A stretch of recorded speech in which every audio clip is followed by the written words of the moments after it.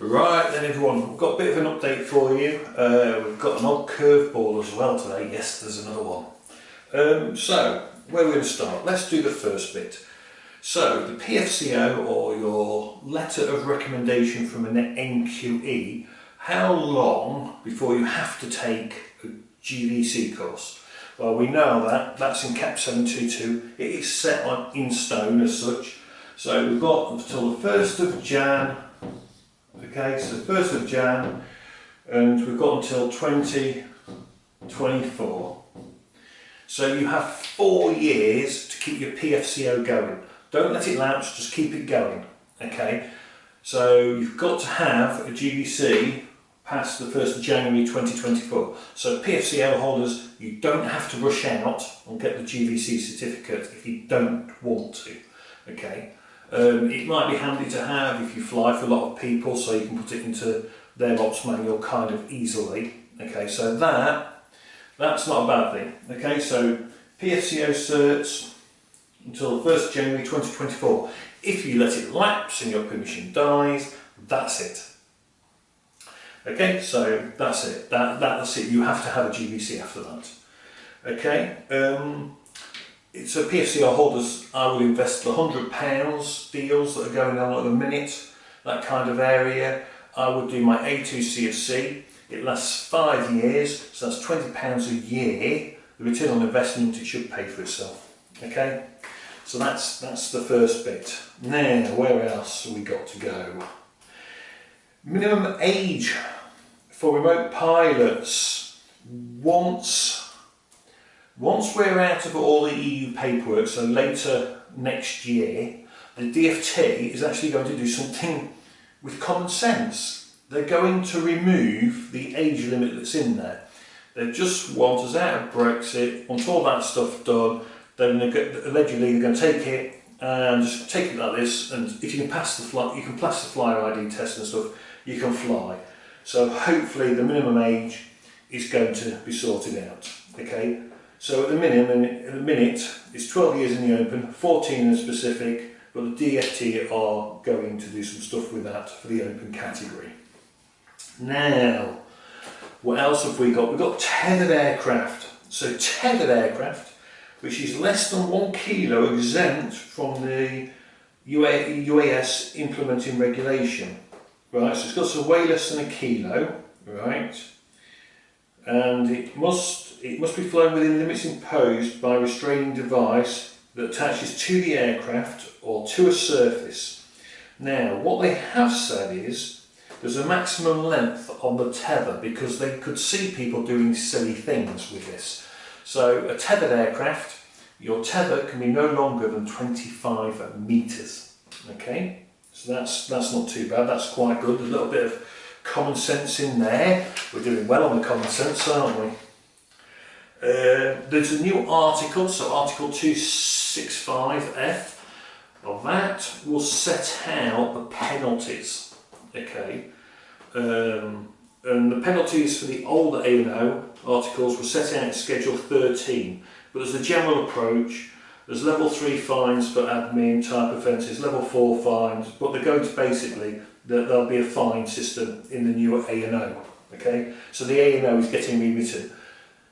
95 dies, 94 basically dies, and we get new articles. Okay, but they're to come. Okay, what else has gone? So standard scenarios, the STS. All mentions of declarations plus Appendix 1, all that kind of stuff, standard scenarios died. Okay, cross-border operations, the UK is now a third country to the EU and vice versa. Okay, so that also leads us to the UAS DR, the CE markings. Okay, so all the CE markings that we've all been banging on about, they become a UK mark. Okay, for different toys regulation, terms related to marketing, surveillance, etc. So all the references to declarations will be in the implementing regulation. The CA developed leaflets to be included in unmanned aircraft packaging. So They've developed all these leaflets to go in packaging for drones that are going to be sold in the UK. What about all the ones that come from Banggood or eBay and all this kind of stuff? It's very interesting. The CA is not advertising anywhere about drone registration. Okay, if you're lucky, you might see it in one window somewhere in London, probably near Gatwick, saying drone registration. There's 160,000 plus now that have done the registration, and those are the ones that know about it. How many of them are there out there that do not know? You know, there could be another 100,000 flyers that just do not know you've got to register, or they might just go in, we're not registering kind of thing. So we don't know. Okay. So in the UK, all the EASA stuff will be capped 722, 722A, etc. Okay. Principles are basically copied from the EASA text where appropriate. So it's like all EU rules anyway. You take the text you want to keep and the rest you just bin it. So the EU PDRA and the SORA etc. is not applicable to the UK. We are getting SORA. SORA is coming, but you can stick with what you've got in your ops manuals. And this applies to OSC guys, it's very important. You don't have to jump to SORA if you don't have to. You can stay with hazard identification as we have it now. Okay? So that's that one. Okay, what else have we got? Anything below 250 grams. Basically, if it's got a camera or it can transfer kinetic energy above 80 joules to a human on impact, you're going to have it registered, or the operator ID on it. So, good news all around. CAP 722C has been published. Now, I did do one on the Geo Zones that are coming, and because it was so far out, it's been deleted. Okay, so Geo Zones are areas that people, businesses, companies can request, but it's not a free-for-all. Okay, so Geo Zones can be for several reasons: security, privacy, safety, and someone can request it. You know, you can end up with a Geo Zone around an area. Now, the interesting bit becomes the fact that even if a company has a Geo Zone set up, they are not allowed to refuse, and they must have a way for drone operators to operate inside these Geo Zones. Okay, and they're not meant to charge, and yeah, so that's really good. That is really good. Proof's in the pudding. There's bound to be a small admin charge somewhere, I suspect, where they'll go, well, there's an admin charge, because we all have admin charges somewhere, but they can't actually charge to use the airspace. Okay, so that's really good. Now, a couple of bits about flight restriction zones as well before going further. I'm going to start again, you know. I am going to start again.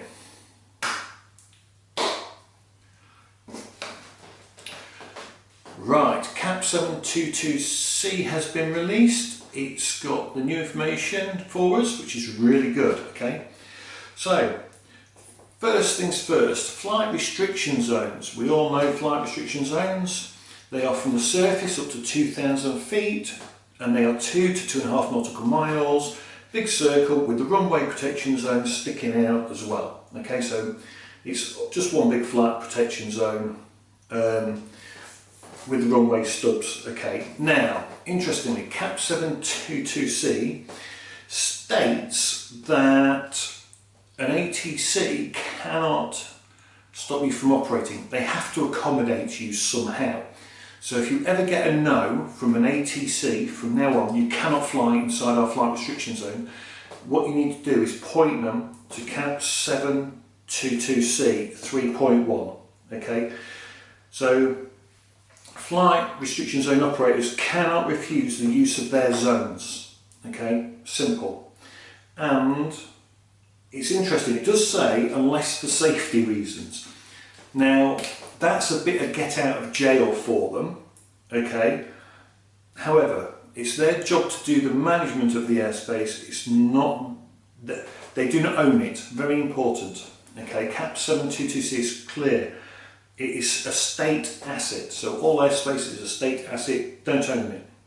However, okay, so they are not to charge drone operators for flying within their flight restriction zones, and will be investigated if reported correctly. Okay, so if you report it, so go into Cap 722C, if you go down, you'll find out how to report. Okay, don't moan about it on Facebook. Well, you can moan about it, but it's not going to be the right way to report it. But you can go and you can actually complain. Okay, and they will get investigated by the CAA. That is clear. Okay. Now, flight restriction zones, we can only go to 400 feet, okay, from the 31st of December. So with an ATC's permission right now, you could actually go to 1,000 feet or 2,000 feet. However, from the 31st of December onwards, so after the 31st, you can only go up to say 1,000 feet in a flight restriction zone. You must have it approved by the CAA. Okay, I suspect I know why this is, but yeah, so it's very interesting. They've turned around and gone, actually, if someone's going to fly above 400 feet in a flight restriction zone, we are the ones that will decide if that's a yes or a no. Okay, so they're covering a few little changes here. I think they're covering one or two little holes. Yeah. I know why they've done it, I think anyway, but yeah, it's quite interesting. They've turned around and said the CAA has to give permission now. It'd be interesting to see if the CAA say yes and the ATC says no on that one, if you know what I mean. That'd be interesting. However, we've then got 4.3.1, and that gives you great guidance on bylaws, okay, and council run sites and basically private land. The thing is, it's always been the same way, okay? A landowner has the right to say yes or no from taking off from their land, okay? My gardens, right, my front of my gardens, I own them. I can say yes, you can take off, or no, you can't. Now, a lot of people go, well, there's lots of farmland, so I'm just going to take off from that. The kicker is, the farmer owns the farmland. To them, it's their back garden.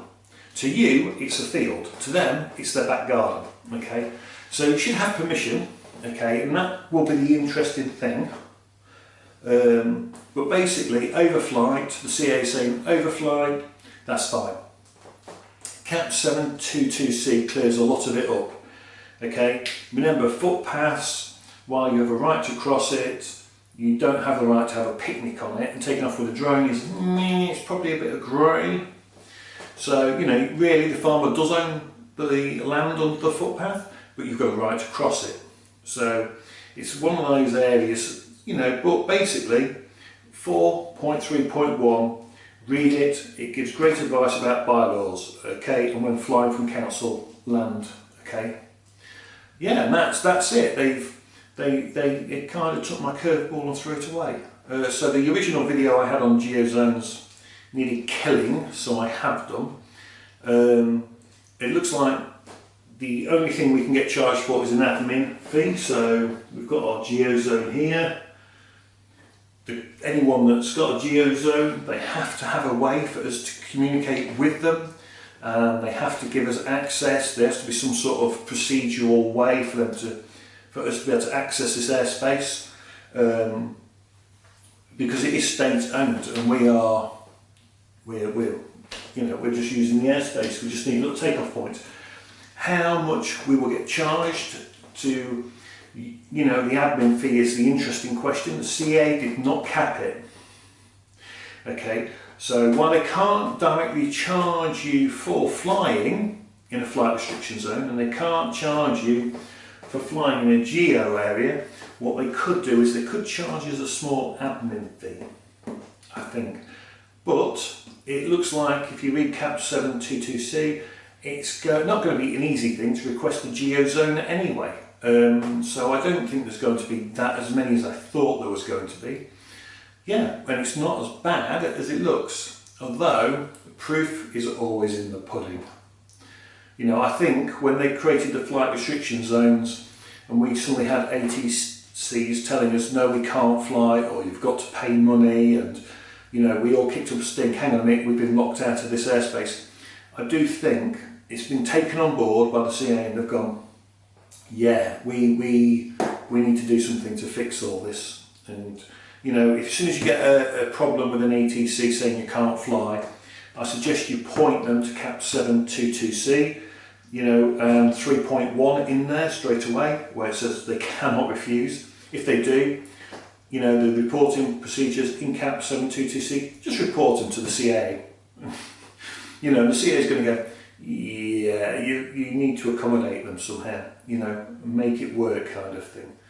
Although, of course, the subtle thing is, it is for safety reasons. They could just be spouting no chance. And to be honest, the only safety reason that I can think of to not let you fly would be if you're on the runway protection zone and you're 100 metres from the end of a runway.